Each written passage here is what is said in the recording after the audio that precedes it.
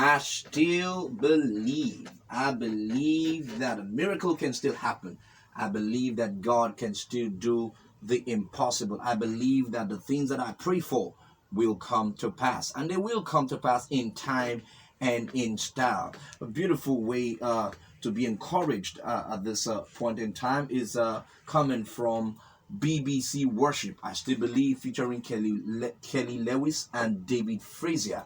And time check is 4:26 gone past the hour of 10, and that's on Crown FM, Delta's Music Power, Crown 89.9 FM.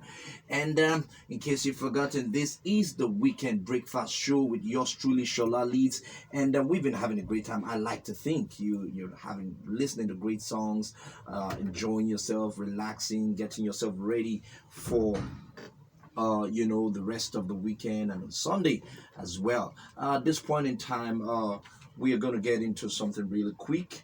I have folks from Nigerian Maritime University for the eradication of plastics and fossil fuel from the Niger Delta waterways. We're going to discuss solutions, in the next few minutes. We're going to talk about it.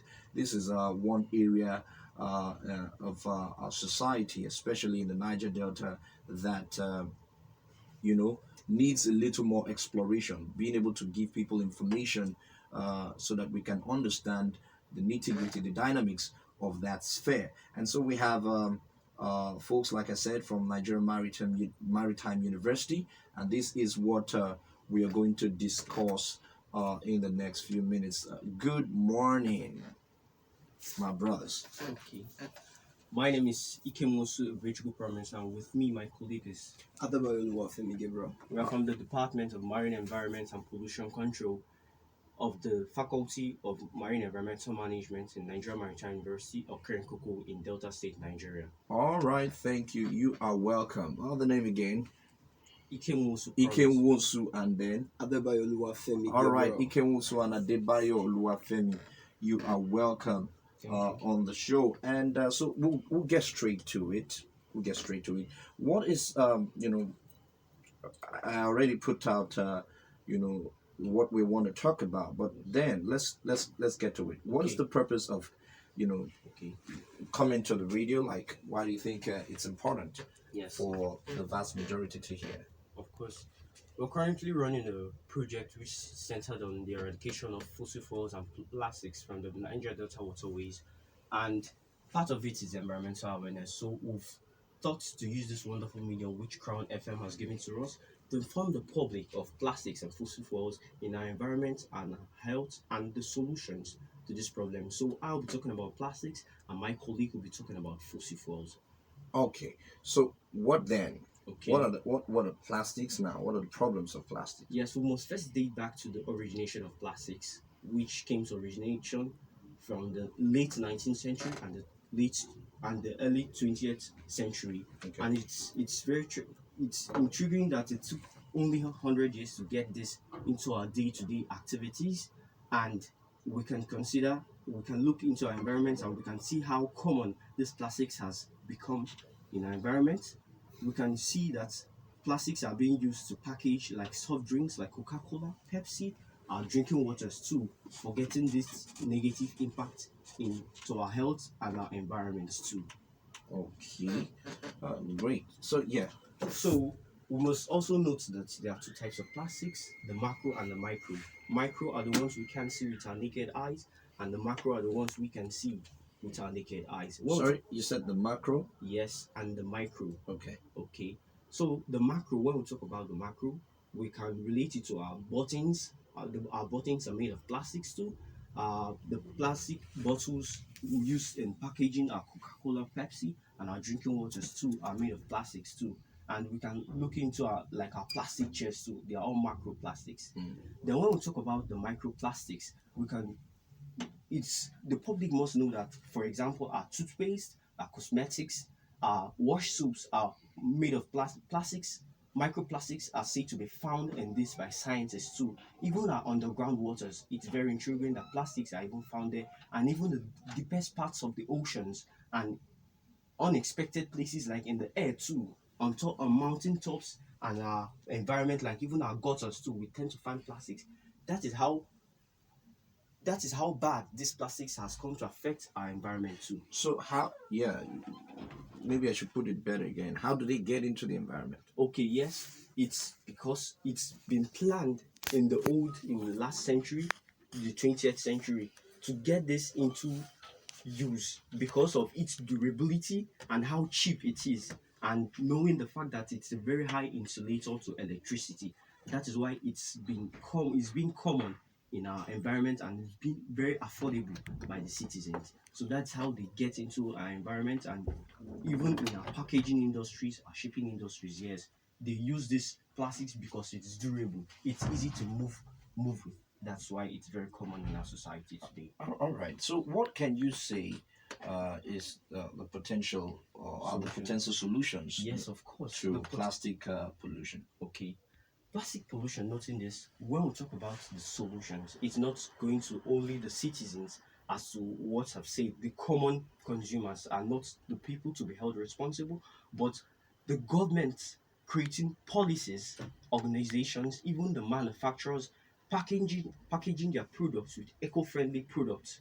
Yes, like for example, Coca-Cola. I remember during when I was little, for example, we used to refill bottle Coke.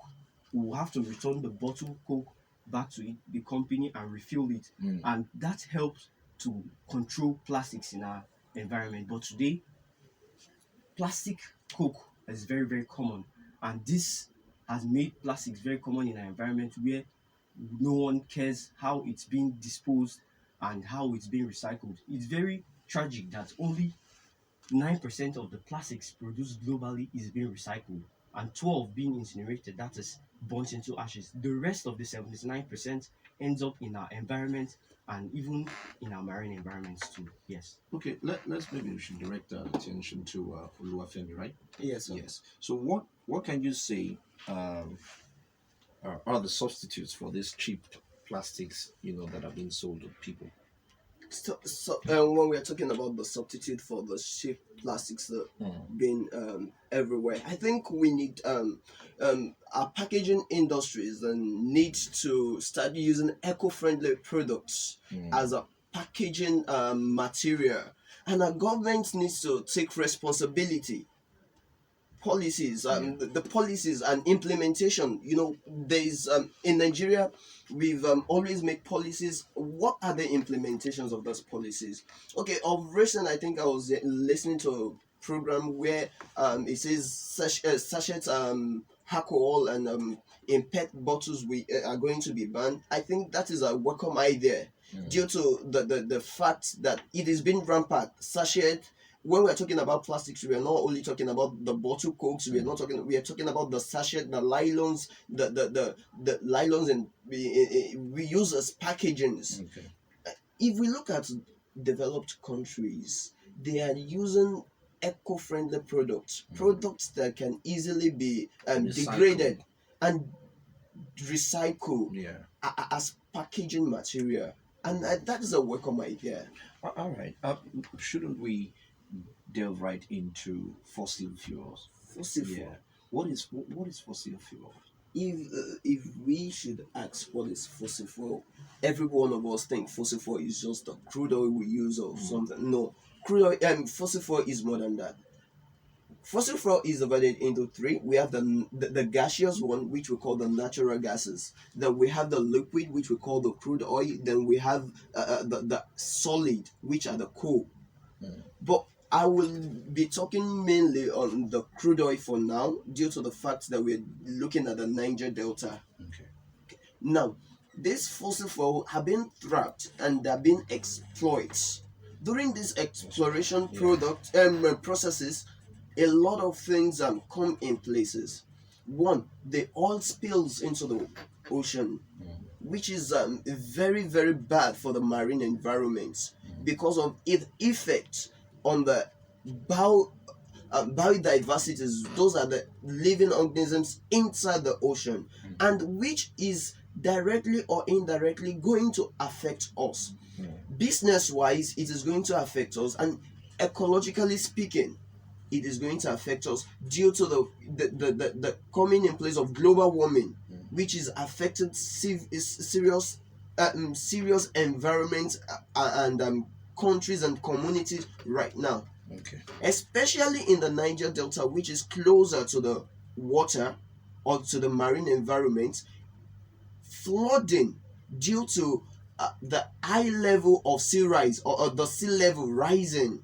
Flooding and erosion are bound to happen due to the effects of these oils in our water. Okay, so I think you're gradually getting into how it affects people Yes. and the environment, and we've also asked that the people should, you know, stop illegal oil exploration. We know that is something that we keep sensitizing, people.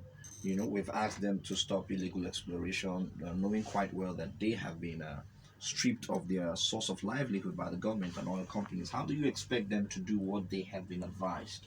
For sustainable development, especially in the Niger Delta area, we our advocacy team and awareness team is not only looking at the withdrawal of these things from the ocean. We are also looking at the government taking responsibilities for sustainable development. And if this should take place, the government should please, we are advocating that the government needs to create or provide social amenities for the people of the Niger Delta, which is necessary for their development. And employment is also important. During this employment might be not only white collar jobs, but also teaching them trades.